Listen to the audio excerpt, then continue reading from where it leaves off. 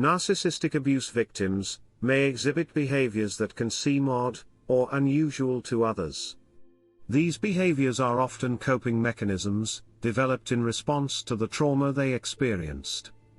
Some examples include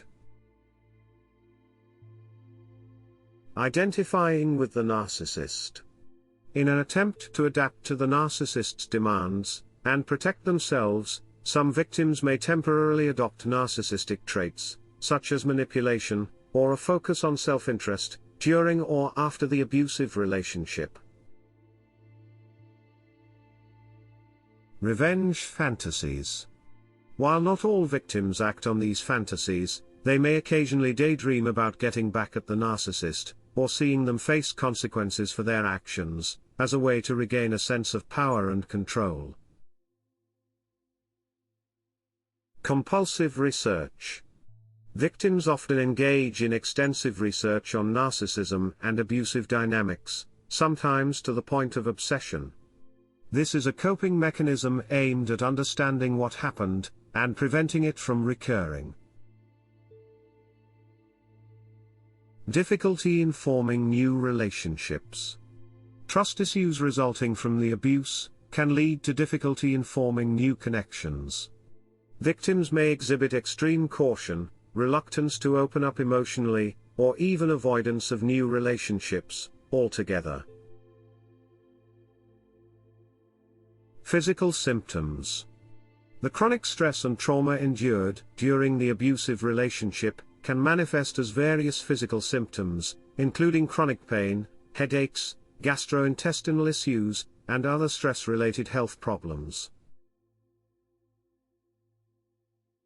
Perfectionism. To regain a sense of control and avoid criticism, some victims may become perfectionistic in their behaviors, relationships, or work, striving for flawlessness, to protect themselves from further abuse. Fear of conflict. Having experienced intense conflict with the narcissist, some victims may develop a deep fear of any form of confrontation or disagreement, leading them to go to great lengths to avoid conflicts. Attachment to mementos. Keeping mementos from the abusive relationship, such as text messages, gifts, or photographs, can serve as a way to process the experience, as it represents a tangible connection to the past. Emotional numbness. At times, the emotional toll of the abuse can lead to periods of emotional numbness or dissociation, as a way to cope with overwhelming feelings or memories associated with the relationship. Repetitive storytelling. Some victims repeatedly share their abuse experiences with friends, family, or therapists. This repetition can be a way to process and validate their feelings and experiences, seeking understanding and support from others. Hyper-vigilance. Constantly being on high alert, anticipating potential threats or criticism, as a result of the hypercritical environment created by the narcissist. Self-isolation. Withdrawing from social interactions, due to fear of judgment, trust issues, or the emotional exhaustion caused by the abusive relationship. Over-explaining.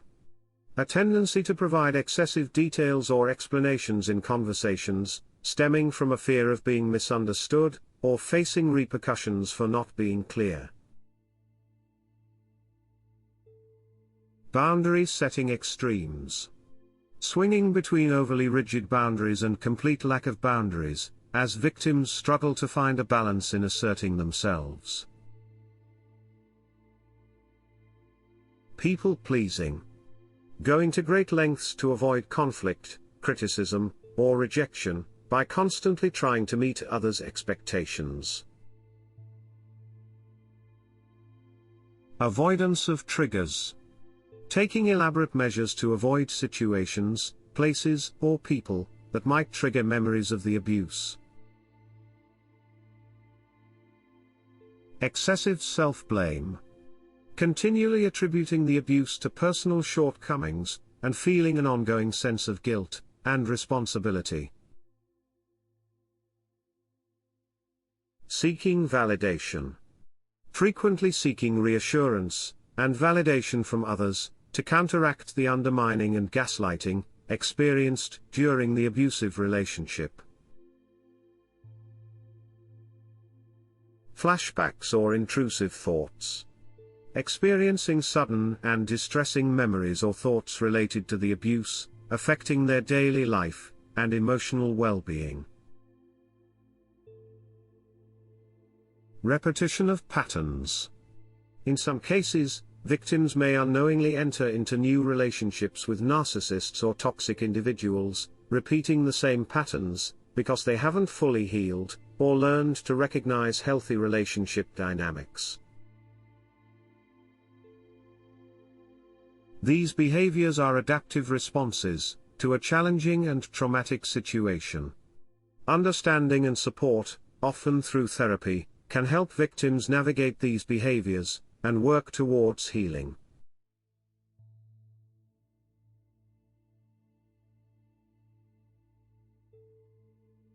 If you've enjoyed our video, please consider giving it a thumbs up, sharing your thoughts in the comments section, and ensuring you never miss out on future insights by subscribing.